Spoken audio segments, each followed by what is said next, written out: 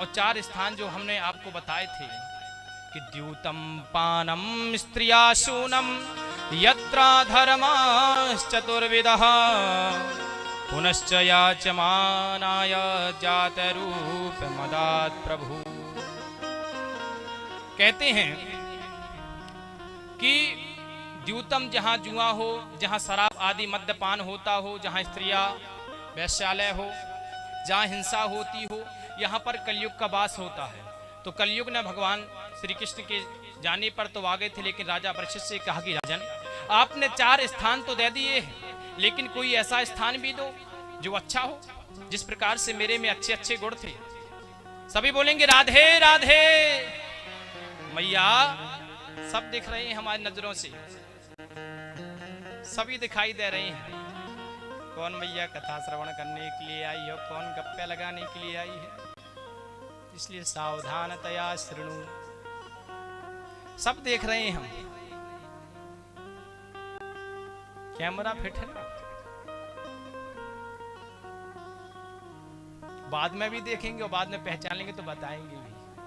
एक नहीं 3 है और हम भी देख रहे हैं। और भगवान तो है अंतर्यामी, जो कण कण में वो तो देख ही रहा। बोली राधे राधे।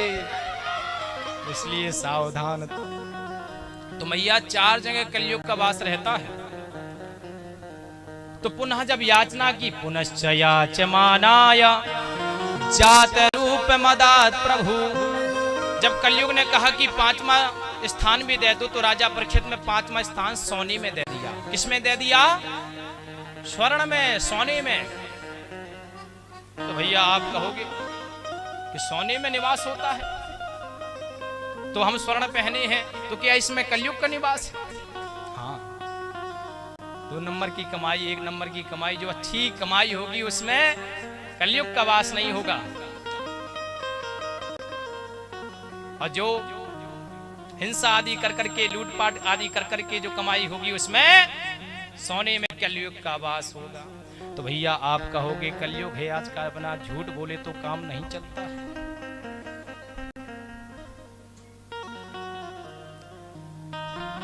तो भगवान श्री कृष्ण ने 11 स्कंद में यही भी कहा है कि जिस प्रकार वृक्षों में पीपल में हूं, वेदों में सामवेद में हूं, उसी प्रकार से यह भी कहा कि धातुओं में सोना में हूं। और यहां कहा है कि कलयुग भी है, कलयुग का वास रहता है कि धातु नाम अस्मि कांचनम। 11 स्कंद के 16वें अध्याय में 8वां श्लोक में यह प्रमाण है कि भगवान श्री कृष्ण ने कहा कि सोने मेरा वास है। तो क्या भगवान का ही वास है, कलयुग का ही वास है? नहीं भक्तों, आपकी कमाई है। अगर कोई भी वस्तु लाते हैं, स्वर्ण आदि कुछ भी लाते हो, घर में वस्त्र आदि लेते हो, खाना जो भी आता है, जो भी अन्न आता है, सबसे पहले क्या करना चाहिए? मेरे गोविंद के चरणों में समर्पित कर देना चाहिए, वह शुद्ध हो जाता है। गोस्वामी तुलसीदास जी कहते हैं कि सुमहि निवेदित भोजन करहि, सुमहि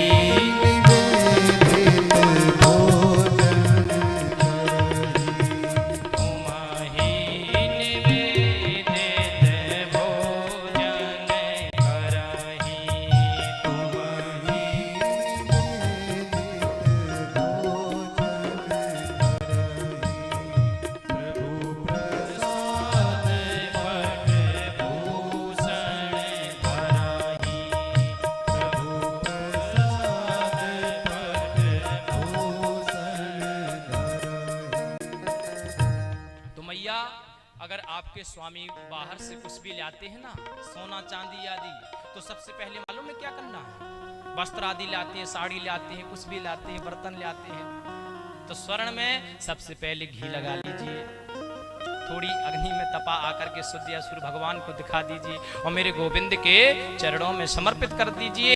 यह सोना शुद्ध हो जाएगा। भोजन आदि भी कि तुम ही निवेदित भोजन करही, क्योंकि भोजन में भी दोष होता है। फसल आदि काटते समय कितने जीव जंतुओं का हिंसा होती है। तो भगवान को अगर प्रसाद के रूप में तुम ही निवेदित भोजन करही और प्रभु प्रसाद पट भूषण धरही, तो उसका जो दोष है वो दूर हो जाता है और वह शुद्ध हो जाता है, तो उसमें फिर कलयुग का वास नहीं रहता है। बोली राधे राधे।